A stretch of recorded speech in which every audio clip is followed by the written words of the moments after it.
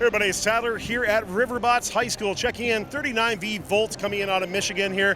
Really great looking robot that they brought here so far. We'll be diving in more into this team. Already had 2 event wins and 2 skills championships already too, so congratulations on the awesome success that your team has been bringing. But take a look at this robot, really well built as we're going through in here. I love the different uses of delrin they're using. We'll be talking about their modifications to their Lady Brown mechanism, their gold clamp a lot more, and we'll be diving a little bit more into their CAD as well too that we have up on screen. So let's learn more about this team coming up here on Pits and Parts. So Victoria, let's talk about this mobile gold clamp that your team's using. Talk to me more about just how it's been used, a little bit more about it, and then I noticed you got a cool guider on the front of your robot too. Yes, so we have a really nice clamp over here. So what's special about it is basically whatever angle the clamp is clamped on, whether it's like this angle or like the flat angle, it has the same distance to the conveyor. And then also this plastic piece is like a ring guider, so it basically guides the ring onto the mobile goal, like preventing it from falling. So the guider is kind of unique. I really haven't seen like something quite like that on other robots. You know, we see like that type of conveyor, obviously, but like, what made you come up with that type of guider for your robot? It really helps. It serves two goals. So first, it blocks the last ring, the 6th ring, from hitting our hook, and also it guides our ring to move like forward, so that we can clamp the goal a little bit to the front of our robot instead of making it too close. Yeah, it's going to help to guide the ring from falling in. Jessica, talking about the sensors you're using on a robot here, I noticed you got a color sensor, and then you also noticed, you mentioned that you're using a distance sensor in your robot too. Yes, we use them in our intake. So what our color sensor is down here. When we first intake the ring, let's say we're Red Alliance, if we accidentally take in our blue ring, then the ring will go up, and here is a distance sensor. So the color sensor will send a flag in our code to the distance sensor, and when it reaches here, then the conveyor will rotate backwards like really fast, and it'll fling the ring off, so we never have to worry about accidentally scoring for the opposite team. And how's that been working out for you so far, would you say? It's been pretty good. Like sometimes see, that was a great example. Sometimes when we accidentally, like if we're just rushing to get rings and stuff and we accidentally bring in another ring, we don't have to take the time to send it back out. We can just move on. I love how that's programmed, by the way, too. We're just kind of just does this extra like, thing to get it out. I like it overall, so very cool.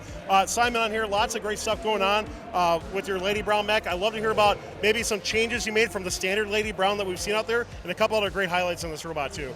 Yeah, there's a very detailed fun part of our Lady Brown lineup of the plastic. We have the lower part of plastic, a little bit to the front of the upper part. We just found because when it's on the top, when it's above the wall stake, we just found it really helped the ring from falling in, even though we weren't able to push all the way down. So that's interesting little detail about the Lady Brown. And moving on to our intake, we also, after watching a lot of secret events, we decided to, originally we had a 11 watts motor that powers the full intake. We split it into 2 parts, 2 stages. The bottom one by a 5.5 watt motor, and the top layer, top stage of the intake was also powered by a 5.5 watt. So it allows us to load a ring on our Lady Brown arm, and then store a ring at the bottom of the intake so that we can move around with it and then score 2 rings very fast.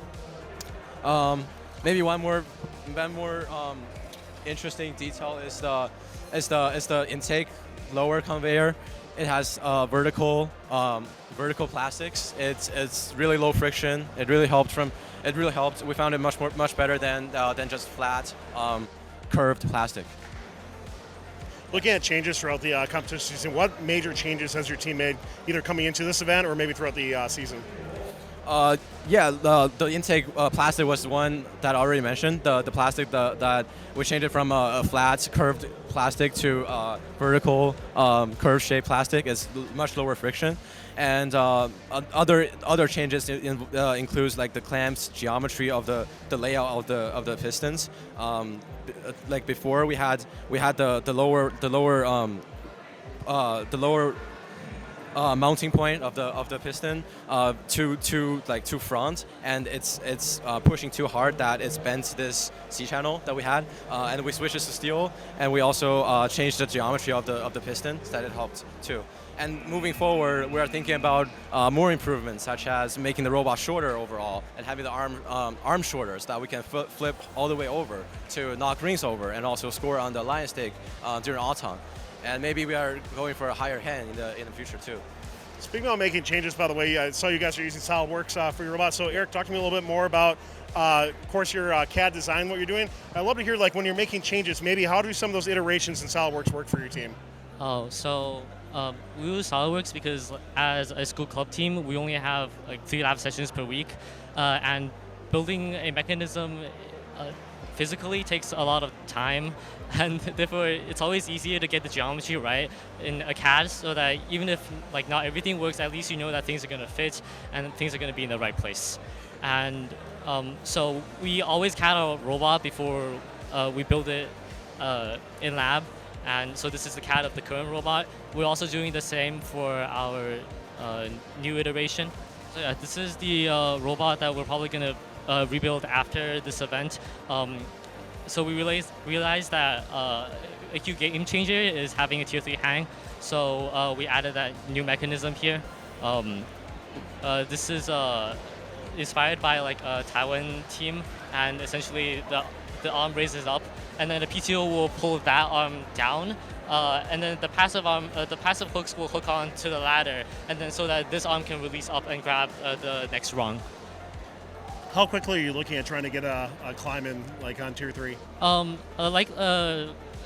We're gonna change our aim like for under 15 seconds. Sure. And we're also gonna try climbing not on the ladder side, but on the post side, because then we can also score the top ring with our lady round.